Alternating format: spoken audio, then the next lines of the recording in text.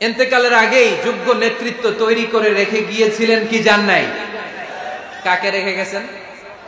আবু বকর। আরহামু উম্মতি বি উম্মতি আবু বকর, এই উম্মতের সবচেয়ে রহমদিল। আর কারে রেখে গিয়েছেন? ওমর।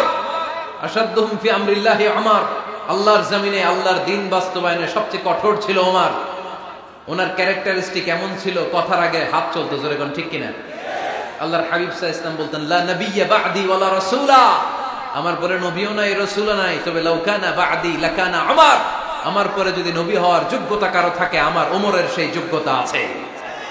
প্রভু তুমি বলেছো রাসূল দেবে না, বলনি দেবে না ওমর, বলনি দেবে না হামজা তারি, খালিদ বিজয় সমর। প্রভু তুমি বলেছো রাসূল দেবে না, বলনি দেবে না ওমর, বলনি দেবে না হামজা তারি, খালিদ বিজয় সমর।